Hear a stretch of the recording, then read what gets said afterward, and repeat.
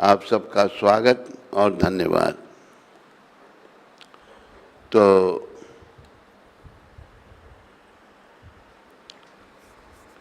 अंग्रेजी में कहावत है कि repetition is the mother of learning. किसी बात को दोहराया जाए तो हम सीखते हैं।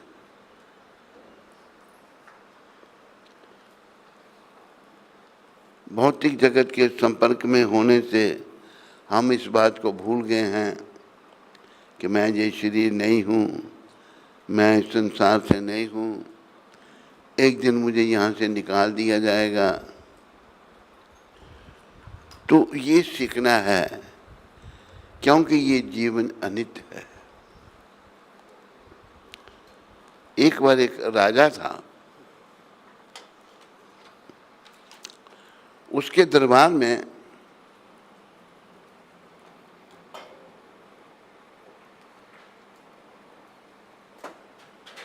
बड़े बड़े विद्वान लोग थे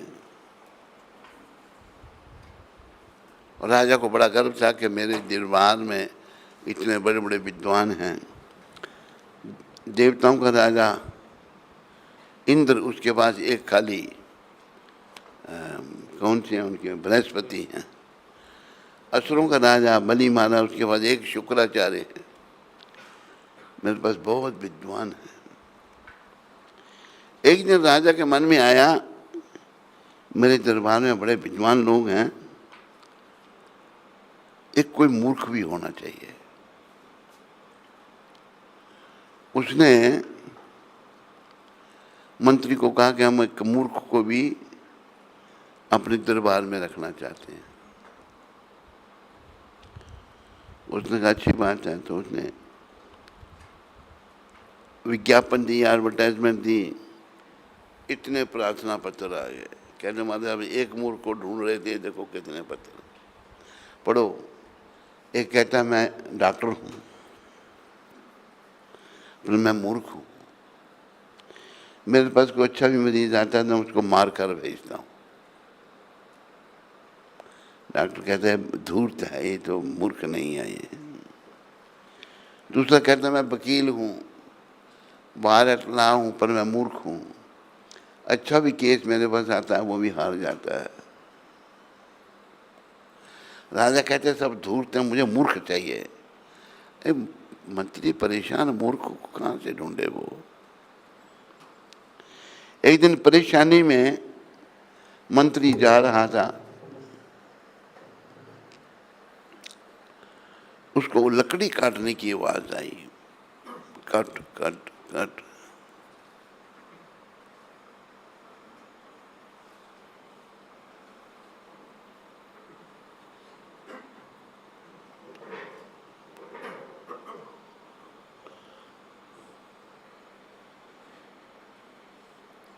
लकड़ी काटने की आवाज आई।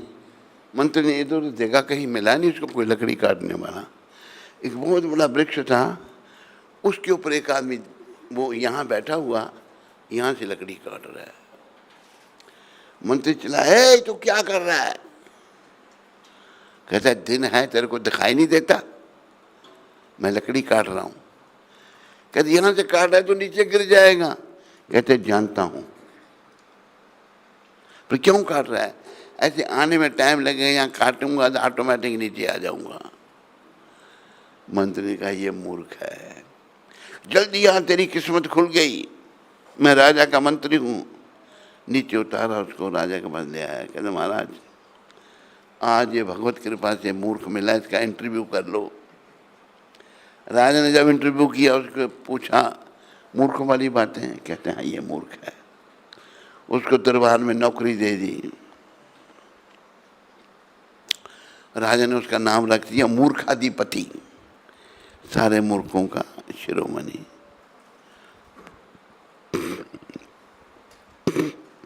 कभी भी राजा को कोई अपना मन बहलाना हो, उसको बुलाता, बाओ मूर्खों वाली बातें करता।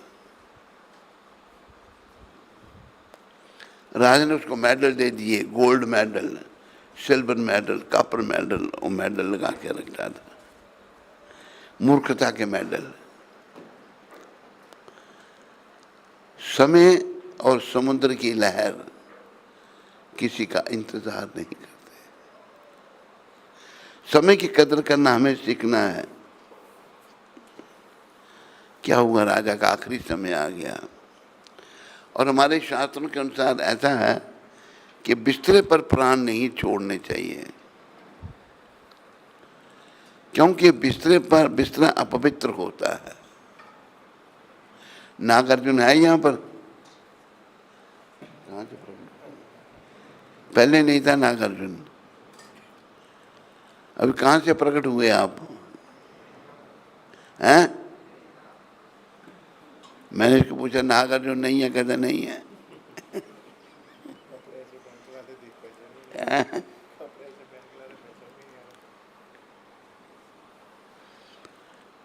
तो समय, अब राजा का जाने का समय आ गया। तुम्हारे शास्त्रों में बताया है बिस्तरे पर प्राण नहीं छोड़ने चाहिए, बिस्तरा गंदा होता है। आजकल लोग प्राय हॉस्पिटलों में मरते हैं और बिस्तरों पर ही मरते हैं। धरती माता पवित्र है, गोबर का लेपन करके, दिया जला करके, ऐसे वर्णन आता है गरुड़ पुराण में, वहां प्राण छोड़ने चाहिए। तो राजा को जमीन पर लौटाया हुआ है, लेकिन प्राण नहीं निकल रहे। प्राण बड़ी कठिनाई से निकलते हैं, किसी भी जीव को अब देखो। राजा बड़ा परेशान है, सोचने लगा मैं मूर्खाधिपति से कोई बात करूंगा, मेरा मन कुछ और होगा। बोला कि मूर्खाधिपति को बुलाओ। बुलाया, वो आ गया। देखा राजा जमीन पर लेटा है। कहते महाराज ये क्या कर रहे हैं आप? व्यायाम कर रहे हैं या सूरज नमस्कार कर रहे हैं?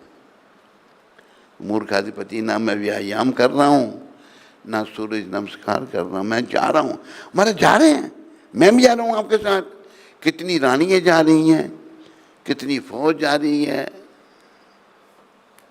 मूर्खाधिपति, महाराज तू क्या जाएगा, रानियां क्या जाएंगी, फौज क्या जाएगी, वहां तो परछाई भी साथ नहीं जाती। महाराज वहां किसी को जानते हैं? किसी को नहीं जानता। कि जगह कितनी दूर है बताई उसने, पता नहीं कितने हजार योजन दूर वो जगह है। मूर्खाधिपति सोच में पड़ गया। वो धीरे धीरे अपने मेडल खोलने लगा।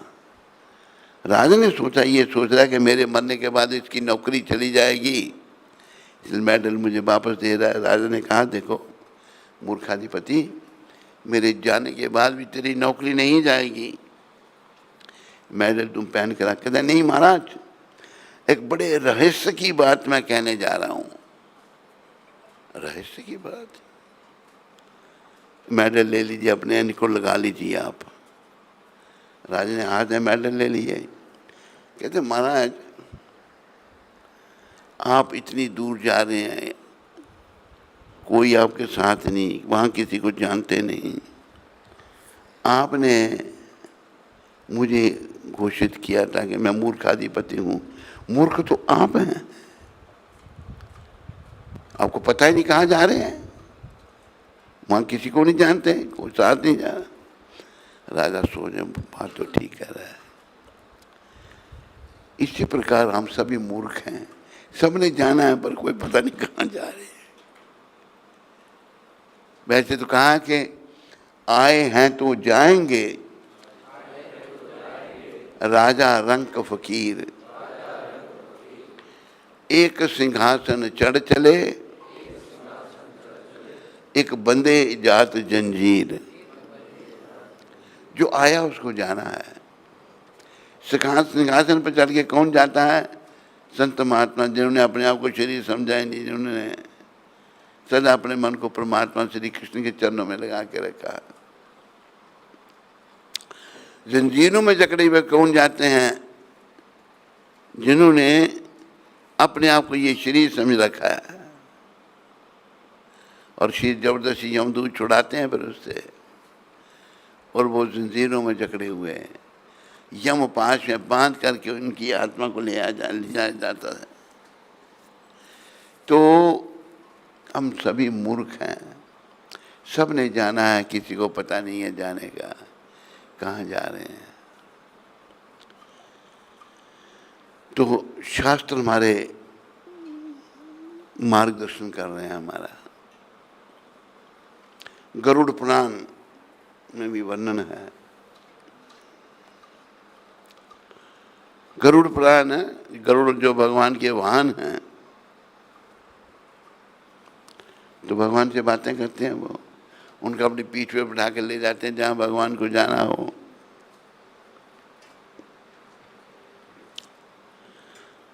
तो एक दिन भक्तों की चर्चा हुई, भगवान के जो भक्त हैं वो भगवत धाम की प्राप्ति करते हैं। गरुड़ जी कहते हैं, प्रभु आपने ये बताया कि आपके भक्त आपकी धाम की प्राप्ति करते हैं, लेकिन जो भक्ति नहीं करते, जो पाप कर्मों में लगे रहते हैं, उनकी क्या गति होती है, ये नहीं बताया आपने। तो भगवान कहते हैं, गरुड़ जी ये तो पूछ तो लिया आपने, पर सुन करके आप घबरा जाओगे। इतने कष्ट हैं। सबसे बड़ी बीमारी, मर्द दूसरी स्त्रियों की तरफ ध्यान रखता है, स्त्री दूसरे मर्द की तरफ ध्यान रखती है। इसका इतना बड़ा दंड है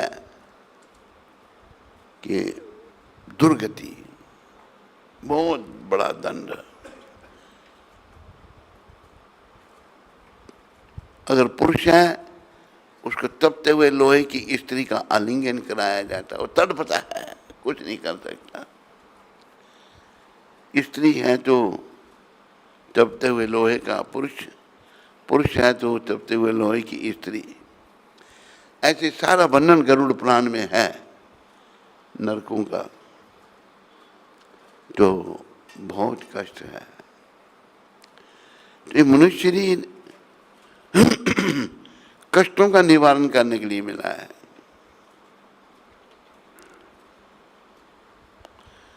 और हमारे अभी देखो, हम लोग जो भक्त नहीं हैं, डरते भी हैं, बड़े डर बना है हमारे मन में, पता नहीं क्या हुआ। तुम्हारे एक आचार्य शिक्षा दे रहे हैं,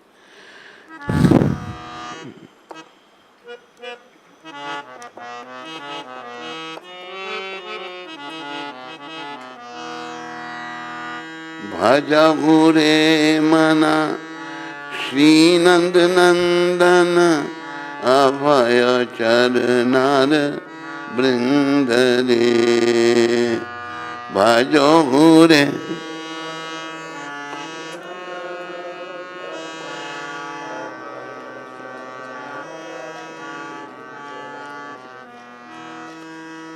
दुर्लभ मानव जन्म सत्संगे,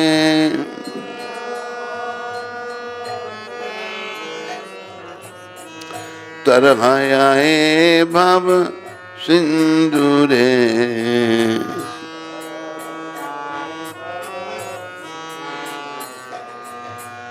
भजहु रे मना श्री नंद नंदन अभय चरनार वृंद रे।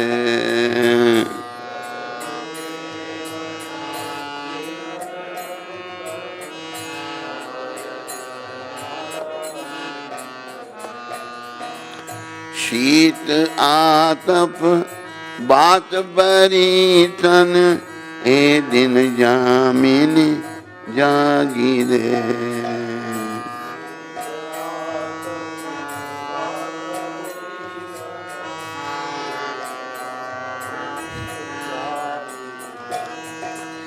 विफल से बिनु कृपन दुर्जन,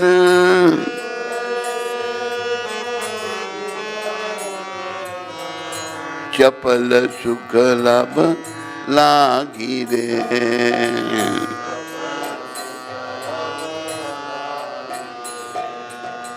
भजहु रे मना श्री नंद नंदन अभय चरनार वृंद रे।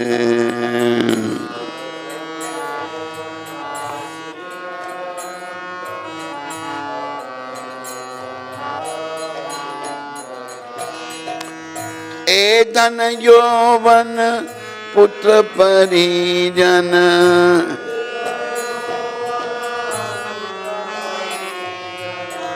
इति के आछे पर तीतिरे।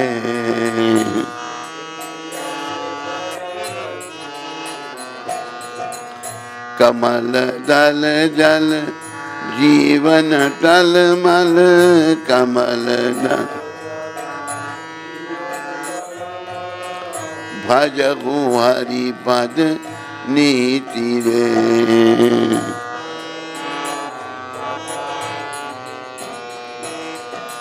भजहु रे मना श्री नंद नंदन, अभय चरण बिंद रे।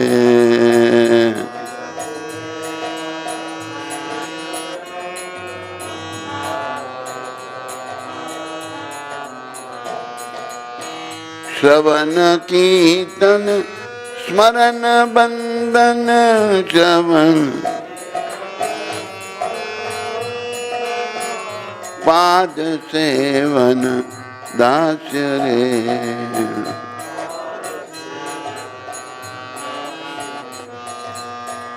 विफल से बिनु कृपन दुर्जन, विफल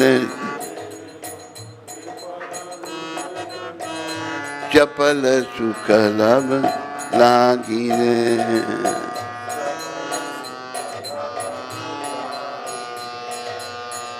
अभय चरण वृंद रे।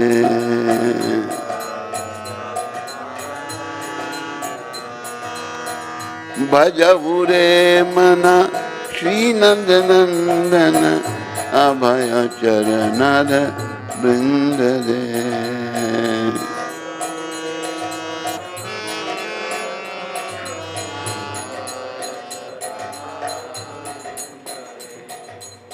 हम सब के अंदर भय है, डर है या नहीं है? जिस जिसके अंदर नहीं है वो हाथ खड़ा करो।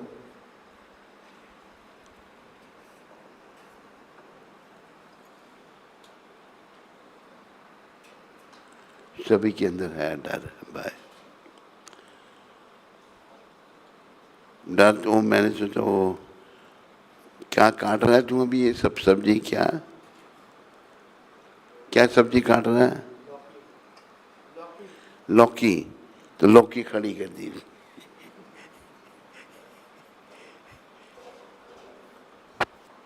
देखो डर भय सबके अंदर है।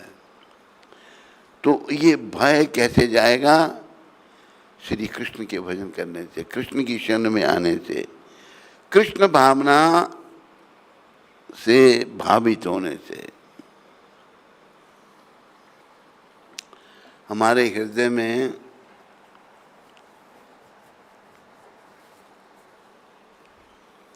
सदा कृष्ण विराज रहे हैं, विराजमान रहे हैं, तो कोई भी डर नहीं हमको होगा। ये गोविंददास कविराज महाराज कह रहे हैं, ये मेरे मन भजो हुए मना श्री नंद नंदन। नंद भगवान के जो बेटे हैं उनका तू भजन कर। नंद महाराज के बेटे का भजन क्या है? हरे कृष्ण हरे कृष्ण हरे राम हरे कृष्ण हरे कृष्ण हरे राम राम राम हरे कृष्ण हरे।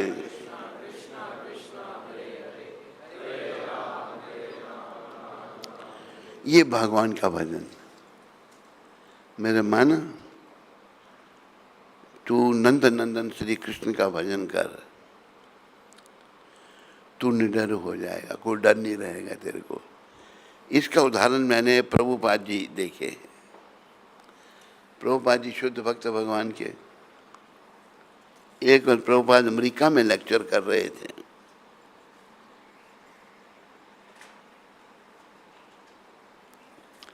अमेरिका में लेक्चर कर रहे थे तो ऐसा प्रसंग था सभ्यता का। प्रभुपाद सारे अमेरिकन बैठे हैं,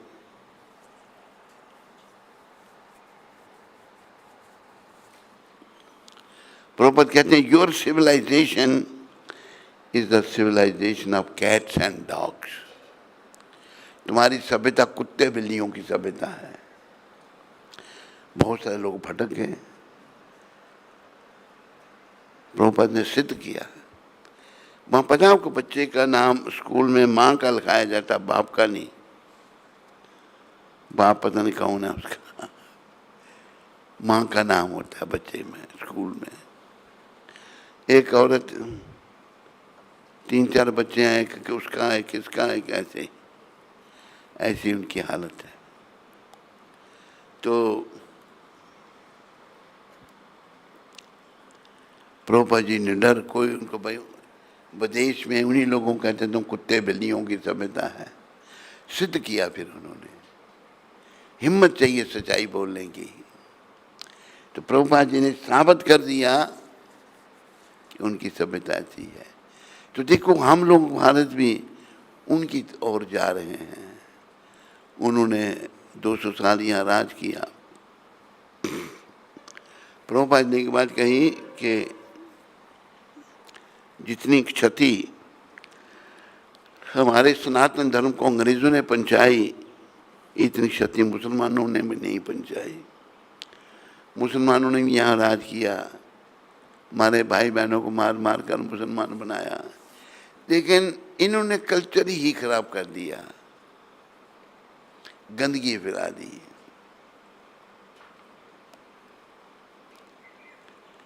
तो देखो लोगों को चरित्रहीन बना दिया। उन अंग्रेजों की भाषा में कहावत है, कहना है, if money is lost then nothing is lost. अगर आदमी के पास पैसा चला जाता तो कुछ नहीं, फिर आ जाएगा। If health is lost then something is lost. अगर किसी की सेहत जो है खराब हो जाती है, थोड़ा नुकसान है। But if character is lost then everything is lost. अगर आदमी चरित्रहीन हो जाता है तो सब कुछ गया। अंग्रेजों ने चरित्रहीन बनाया हम लोगों को, खुद भी चरित्रहीन है। अंग्रेज खुद भी चरित्रहीन हैं, और भारत में भी। अभी जब मैकॉले यहाँ था शुरू में, लॉर्ड मैकॉले था, वो आया हिंदुस्तान में, उसने ब्रिटिश पार्लियामेंट में जाकर ये रिपोर्ट दी, अगर हम हिंदुस्तान में पर राज करना चाहते हैं तो हमने उनकी रीढ़ की हड्डी तोड़नी पड़ेगी। रीढ़ की हड्डी क्या है? उनकी शिक्षा पद्धति। गुरुकुल में बच्चे पढ़ते थे, बड़े अच्छे बन के निकलते थे। और गौ पालन। भारत में गाय बज, एक लॉर्ड मैकाले हुआ और एक लॉर्ड क्लाइव हुआ। क्लाइव ने तो करोड़ों गाय मारी हिंदुस्तान में, करोड़ों लोगों के पास गायें थी। गाय के गोबर से हैल खाद मिलती थी, पीने को दूध मिलता था, थोड़ी खेती बाड़ी करके लोग बड़े सुखी रहते थे। गाय मरवा दी अंग्रेजों ने, और बेशर्मी सिखा दी लोगों को, चरित्रहीन बनाया अंग्रेजों ने। तो हमारी सभ्यता को बड़ी क्षति पहुंचाई इन्होंने। तो हमें चरित्रवान बनना है। देखो पशु के लिए कोई चरित्र नहीं है, मनुष्य के लिए है। नियमों का पालन मनुष्य के लिए है, पशुओं के लिए नहीं है। अगर मनुष्य शरीर में भी आकर हम पशुओं जैसा व्यवहार करेंगे तो फिर हम मनुष्य नहीं है, फिर दो पद पशु। एक श्लोक आता है, आहार निद्रा भय में टुनच सामान्य बेता तो पशु वे नरानाम। खाना, सोना, संतान उत्पत्ति करना, अपनी रक्षा करना मनुष्य पशु में एक समान है। पर अंतर क्या है? धर्मों की तेषा, मनुष्य धर्म का पालन कर सकता है। धर्म क्या है? भगवान के नियम। धर्मे न हीना पशु भे समान, जो धर्म से हीन है वो पशु के समान है। अंग्रेजों ने हमको धर्महीन बना दिया, बड़ी हालत खराब कर दी। लेकिन कृष्ण भगवान ने बड़ी कृपा करके अपने शुद्ध भक्त को भेज करके अंग्रेजों को भक्त बना दिया गुरु महाराज ने, जिनकी तरफ हम भाग रहे थे। अंग्रेज भी आज भक्ति कर रहे हैं, भगवान का नाम ले रहे हैं। यहाँ तक कि उनकी चाय काफ़ी भी नहीं पीनी, चाय काफ़ी भी छुड़ा दी। ये प्रभुपाद जी की भक्ति की शक्ति थी। तो मेरे प्यारे हरिभक्तों, माताओं, हम जिस काम के लिए आए हैं वो करना हमने है।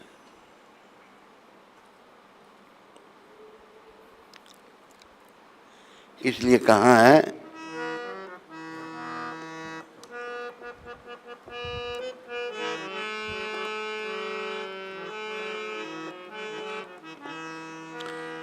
क्या करने आया यहाँ, कर क्या रहा है क्या,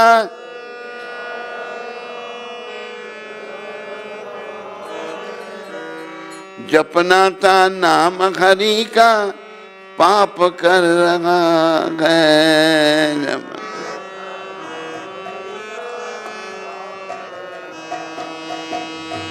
हरि बोल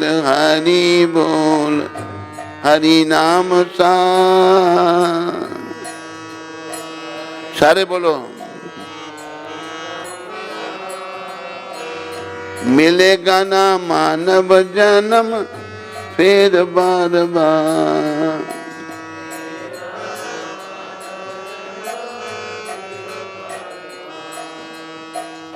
सार ये है भगवान का नाम लो। ये महामंत्र हरे कृष्ण कृष्ण कृष्ण हरे हरे राम 84 लाख योनियाँ हैं, सब खाते पीते हैं, परिवार है, लेकिन नाम केवल मनुष्य शरीर में लिया जा सकता है। पशु पक्षी अपनी बोले हैं बाँ बाँ गाँ गाँ डाँ डाँ करते हैं, वो भगवान का नाम नहीं ले सकते। तोता लेता है भगवान का नाम, पर पोपटिया ज्ञान, पोपट का ज्ञान क्या है? अगर बिल्ली आ जाए तो पोपट डर जाता है, उसको ज्ञान का उस पर असर कुछ नहीं, खाली बोल देगा राम राम कृष्ण कृष्ण, तोता बोल देगा। तो हमें तो भगवान का भजन करना है। फिर कहा है मानव तन पा करके लिया ना जो हरि नाम, मानव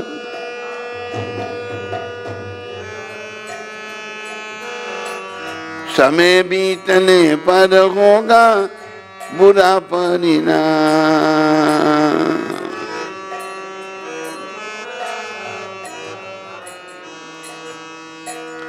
क्या किया हाय हाय जीवन बेकार जाए,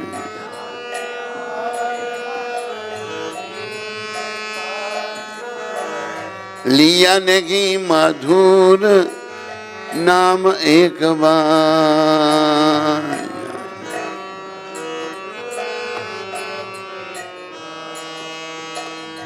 हरि बोल हरि नाम सा,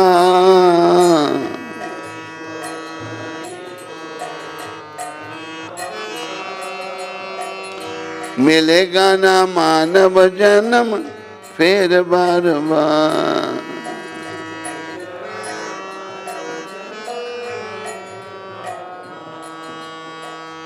माया ही माया है, माया जाल में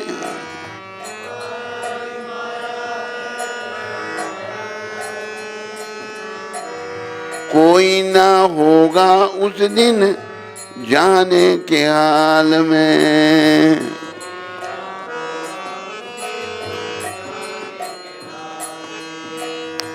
कर्मों का बोझ तेरा तू ही ढोएगा बंदे,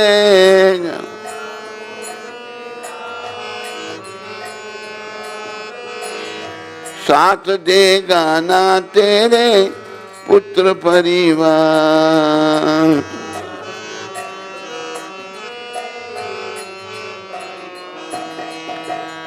हरि बोल हरि नाम सार।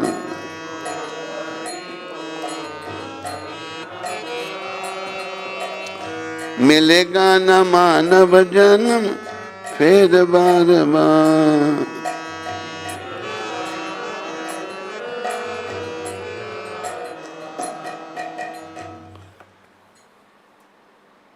शरीर को पाकर हम भगवान को भूल गए। अरे आगे नहीं, उसको पहले वाले पर करो उसको। ये माया का जगत है। माया का तो जो नहीं है, सब कुछ नश्वर है यहाँ पर। और जब जाने का समय आएगा, कोई हमारी मदद नहीं करने वाला होगा उस समय। पत्नी की मदद पति नहीं कर सकता, पति की मदद पत्नी नहीं कर सकती, बाप की मदद बेटा नहीं कर सकता, बेटी की मदद बाप नहीं कर सकता, कोई नहीं। आखिर में कोई तेरे साथ जाने, तुम्हें कर्मों का बोझ तुम्हें ही अपना ढोना पड़ेगा। कर्मों का बोझ तेरा तू ही ढोएगा बंदे, साथ देगा ना तेरे पुत्र परिवार। तूने जो कर्म किए हैं ना, उसका बोझ तुम्हें ही ढोना पड़ेगा। तेरा पुत्र परिवार कर्मों को नहीं ढोएगा। जैसे व्यक्ति ज्ञानता में परिवार के लिए बड़ा काम करता है, बड़ा पैसा इकट्ठा करता है, वृद्धावस्था आ जाती है, शक्ति खत्म हो जाती है। जो आजकल के स्वार्थी परिवार के लोग हैं, जिनमें कोई धार्मिकता नहीं है, तो बुढ़े बाप को बाहर दे देते हैं कमरा, भोजन जैसे कुत्ते को देते हैं जैसे उसको देते हैं खाने के लिए। वो सोचता मैंने इनके लिए इतना किया, अब ये मेरे साथ ऐसा कर रहे हैं, मेरे साथ ऐसा क्यों व्यवहार कर रहे हैं। दुखी होता है, लेकिन कुछ नहीं कर सकता वो। उसी हालत में उसके प्राण चले जाते हैं। जब प्राण चले जाते हैं तो फिर यमदूत पकड़ के ले जाते हैं उसको, और यमदंड भोगना पड़ता है। तो आखिर में कोई साथ नहीं देगा। साथ देंगे भगवान हमारा, अगर उनकी शरण में हम आए होंगे तो। भूल कर हरि को जिसे समझा तू अपना, भूल कर हरि को ये तेरा है एक झूठा सपना।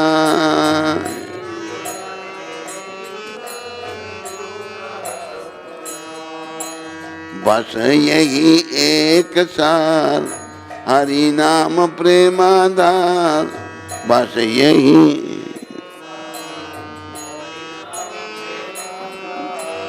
हरि ही करेंगे तेरा भव सागर पार, हरि ही करेंगे। अरे भूल करके हरि को जिसे समझा तू अपना, भगवान को भूल कर संसार को अपना समझा ना, ये तेरा एक झूठा सपना है। सिवाय भगवान के कोई हमारा नहीं। बस यही एक सार हरि नाम प्रेमाधार। सार यह है कि बस नाम ही सब कुछ है। हरि ही करेंगे तेरा भव सागर पार। अगर हरि की शरण में तुम आ गया तो तेरे को भव सागर से भगवान पार कर देंगे।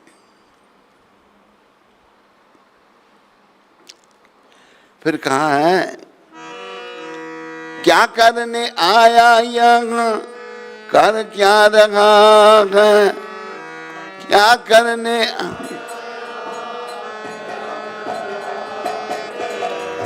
भजना था नाम हरि का, पाप कर रहा।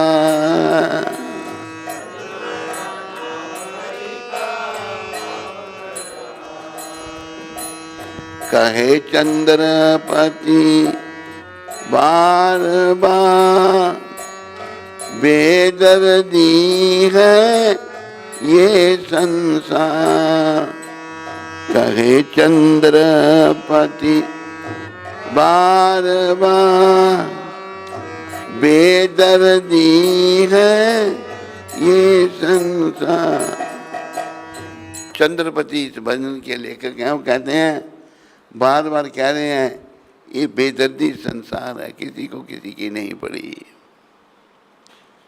हमारे तो बस भगवान हैं, वो ही हमारा कल्याण करेंगे, उनकी कृपा से हमारा मंगल होगा। तो ये याद रखो, ये शरीर केवल प्रभु की शरण में आने के लिए मिला है, हरि की शरण में आने के लिए।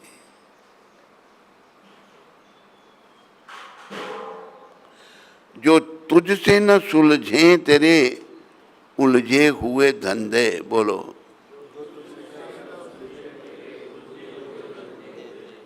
भगवान के इंसाफ पे तू छोड़ दे बंदे।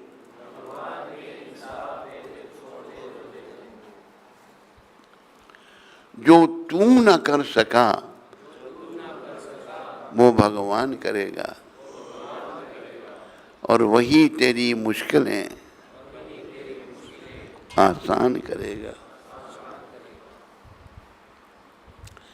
देखो, बड़ी मुश्किल संसार से जाना बहुत दुखदाई है।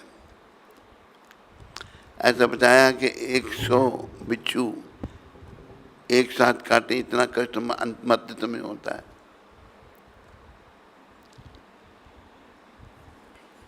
तो बड़ा बिच्छू काटने का बड़ा कष्ट होता है, बड़ी दर्द होती है, क्योंकि हम मोह माया फंसे हुए हैं। तो आखिरी समय का चिंतन करना ये बहुत आवश्यक है। वो आखिरी समय निकट आ रहा है। उर्दू के एक शायर ने कहा है, सुबह होती है, शाम होती है,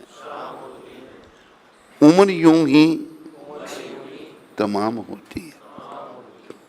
सुबह शाम में उम्र चली जाती है, मृत्यु द्वार पर आ जाती है।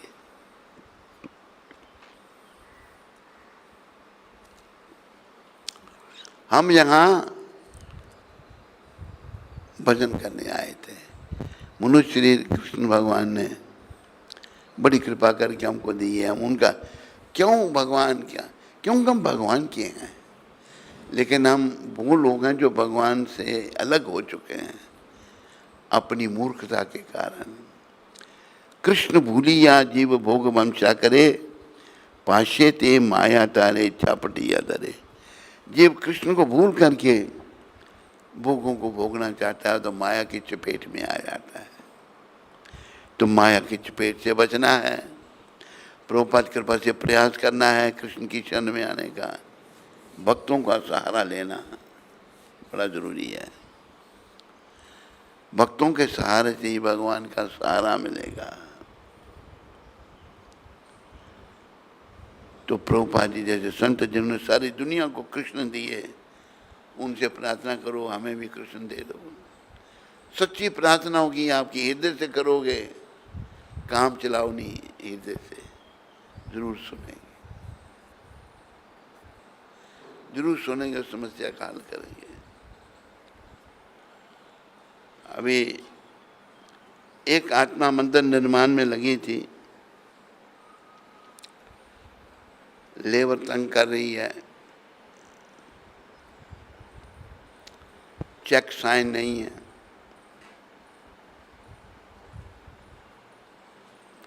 परेशान है। वो आत्मा काम करने वाली हृदय से काम कर रही है, तो उसको सपने में प्रभुपाद जी आ गए। कहते किस किस को पेमेंट करनी है? बुला साहब कहते चेक बुक कहाँ है? नीचे रखी है। चेक बुक निकाली, प्रभुपाद सपने में चेक लिख के दे रहे हैं सबको।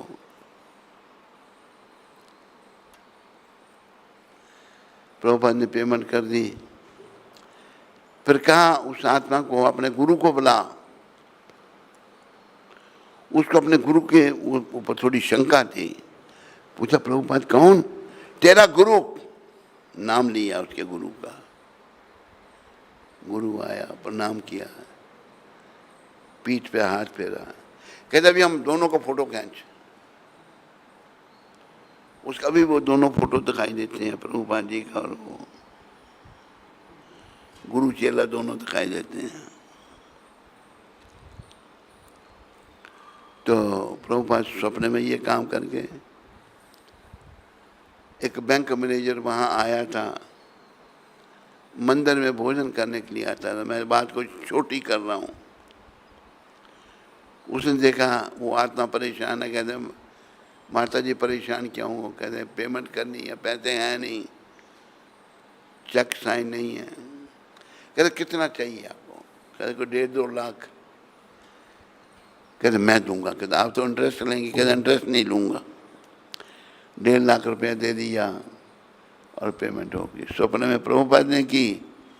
ऐसा बैंक मैनेजर को प्रेरणा करके उसने बिना इंटरेस्ट के 1.5 लाख दे दिया। तो सिंसियरिटी से, हृदय से काम करेंगे, आज भी प्रभुपाद मदद करेंगे, सहयोग करेंगे। काम क्या करना, भक्ति करनी है बस। प्रभुपाद जी से यही कहो, भक्ति हमें बस प्रेमा भक्ति दो, जैसे वो है ना उसमें।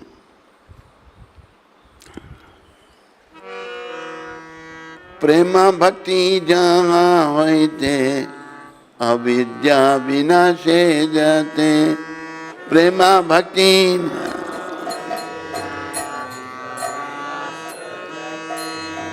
वेद गाए जहाँ रचरी, तो वेद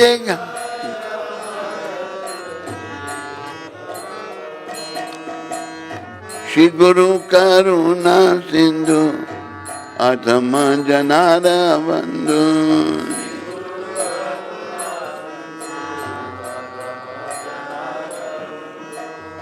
लोके नाथ लोके राजीवाना।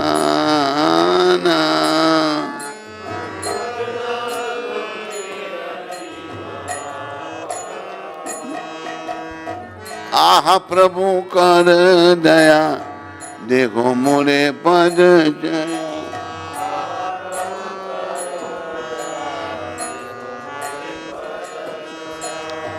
एवे जैसे गो सुख त्रिभुवन।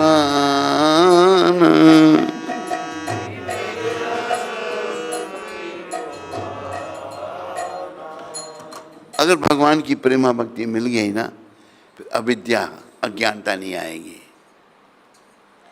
प्रेमा भक्ति प्रभुपाद जी की कृपा से मिलेगी। प्रभुपाद जी के ऐसे संत हैं, सारी दुनिया को, अभी ये कोई सैकड़ों साल की बात नहीं, अभी थोड़े समय की बात है। हम प्रभुपाद के साथ रहे, आपने उनका नाम सुना, गुजरात में भी आए, जहाँ जहाँ गए सब जगह केंद्र स्थापित हो गए। जहाँ पर जसुमती नंदन को तैयार किया, जैसे तैसे भी पर जसुमती नंदन ने प्रचार तो किया। तो प्रेमा भक्ति आएगी प्रभुपाद कृपा से, फिर अज्ञानता नहीं आएगी, अविद्या नहीं आएगी। और ऐसे सद्गुरुओं का गुणगान वेद शास्त्र भी गात करते हैं। ऐसे सद्गुरुओं की कृपा हमको चाहिए, उसी से जीवन सफल होगा। गुरु गोविंद दोनों खड़े, गुरु गोविंद काके लागू पान। बलिहारी गुरुदेव की, जो गोविंद दियो मिला।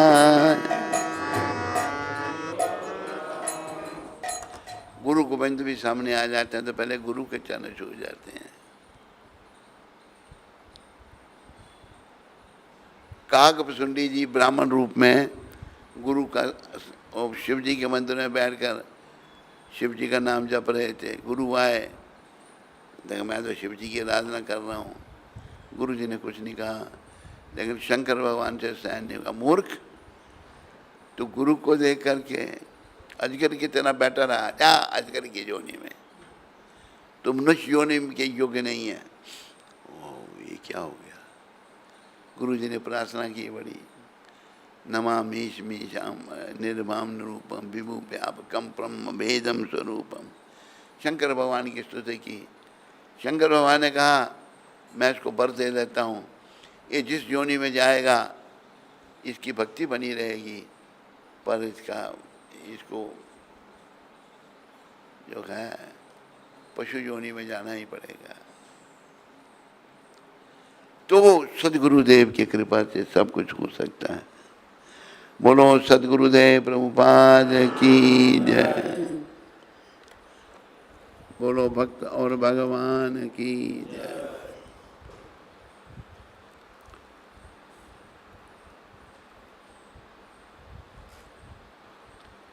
मायापुर में 29 तारीख को प्रभुपाद ने ये शब्द कहे थे। एक बुढ़ा व्यक्ति अपनी पत्नी के साथ बैठा था। पत्नी ने अपने बूढ़े पति से निवेदन किया, जप करो जप करो जप करो। और पति ने उत्तर दिया, चुप रहो चुप रहो चुप रहो। वो कह रही है जप करो, कहते चुप रहो चुप रहो। ये कार्टून हमने देखा, प्रभुपाद कहते कार्टून देखा हमने। वह 3 बार कहेगा चुप रहो चुप रहो चुप रहो, किंतु वह कृष्ण कृष्ण कृष्ण नहीं कहेगा। ये हालत है। केवल भगवान का नाम नहीं। एक मुझे बात याद आ गई। एक बूढ़ा आदमी था, पंजाब की बात है, बड़ा पैसे वाला था, अभी 4 पाई पर पड़ा है, बुरी हालत है, प्राण नहीं निकल रहे हैं। उसका लड़का जो है सोचने लगा पिताजी कितने कष्ट में है, मल मूत्र भी बिस्तरे पर हो रहा है। तो पिताजी बोलो राम राम बोलो, चल गाल निकाली इसको, भगवान का नाम नहीं लिया। उसने क्या किया, उसका बहनोई जीजा, गुजराती में क्या कहते हैं, जीजा नहीं कहते, बने भी ये मुझे पुराने ज़माने में ले जा रहा है। कहते पुराने ज़माने में बने भी कहते थे और जीजा नहीं कहते थे। जीजा फैशन है। कौन से ज़माने की बात में कर, पुराने ज़माने में ले गया हूँ भाई, अभी नए ज़माने में है भाई हम। तो ठीक है, मान क्या कहते, ठीक है। तो वो कह पिताजी बोलो राम राम, चल गाली निकाली, भगवान का नाम नहीं। बेटे ने तरकीब निकाली, किसी तरीके से नाम निकले इनके मुंह से। तो उसकी बहन थी, उसकी शादी हुई थी, उसका पति, उसको उसने तार दी लड़के ने, पिताजी बीमार हैं पाओ। उसका नाम था रामलाल। वो आया रामलाल देखने के लिए, ससुर 4 पाई पर पड़ा है, बुरी हालत है। कहते पिताजी आपने पहचाना नहीं ये कौन है? रामलाल नहीं बोल रहा। पिताजी आपने पहचाना नहीं, बार बार कहते हैं। बार बार जब क्या, उसने गाली निकाल के कहा, ये तो लाजवंती का घर वाला है। उस लड़की का नाम था लाजवंती। ये नहीं रामलाल ही कहा, ये लाजवंती का घर वाला। जब पाप कर्म होना तो भगवान का नाम नहीं निकलता मुँह से। पर ये मोटा भाई अभी कहते पुराने जमाने में चलो, पता नहीं कौन से जमाने में ले जाएगा, कौन से जमाने में ले जाएगा मोटा भाई, हैं? नहीं कहता नहीं, मान गया इधर ही रखने का हमको। तो नाम जो है केवल नहीं निकलता मुँह से। नाम जपो, जीवन सफल करो। जब प्रभुपाद जी ने उदाहरण दिया ना, वो कहती है कि पत्नी कहती है बूढ़े पति को निवेदन किया, जप करो जप करो जप करो। उत्तर दे रहे चुप रहो चुप रहो चुप रहो, चुप रहो के लिए कह रहे हैं। यह कार्टून हमने देखा, प्रभुपाद कहते हैं कार्टून हमने देखा है। वह 3 बार कहेगा चुप रहो चुप रहो चुप रहो, किंतु वह कृष्ण कृष्ण कृष्ण नहीं करेगा। चुप रहो कह रहा है और कृष्ण का नाम नहीं ले रहा है। तो हमें कृष्ण का नाम लेना है, जीवन को सफल बनाना है। बोलो मोर मुकुट बंसी वाले की, बोलो कृष्णचंद्र भगवान की। हरे कृष्ण।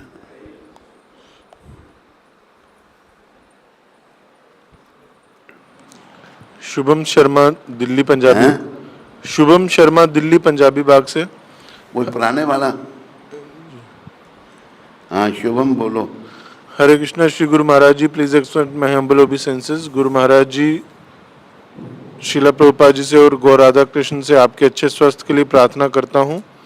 महाराज जी, मेरा प्रश्न है, कैसे हमें अपने आप को भक्ति में और दृढ़ करना चाहिए जिससे हर परिस्थिति में जीवन के लक्ष्य को भूलें नहीं।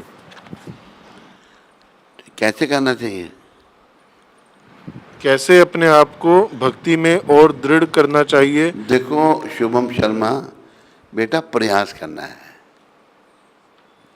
प्रयास करना है, ध्यान रखना है, नाम जपते रहना है, नाम जपते रहना। बस मेन यही है कि कृष्ण के नाम में ध्यान रखो। नाम चलते फिरते उठते बैठते। भगवान कहते हैं उठी थे बैसी थे खाई थे छुई थे, यथा तथा नाम ले। जैसा जैसे में नाम लो, देश काल नियम नाही सर्व सिद्धि होए। ये नहीं कि अभी नाम नहीं लेना, अभी लेना है। सब सिद्धियाँ प्राप्त होंगी। सबसे बड़ी सिद्धि है कि कृष्ण प्रेम मिलेगा। प्रयास करना है शुभम, नाम लेते रहना है। विश्वमोहन प्रभु महाराष्ट्र से। हरे कृष्ण गुरु महाराज जी, please accept my humble obeisances. आपके आशीर्वाद की याचना करता हूँ। आपके दर्शन के लिए महसाना आना चाहता हूँ। आपका दुष्ट बेटा विश्वमोहन दास। आ जाओ, कोई मनाही नहीं है। महसाना में आओ। हम बस कितने 2 दिन और हैं यहाँ पर? नहीं, 2-3 दिन हैं हम यहाँ और आ सकते हो तुम।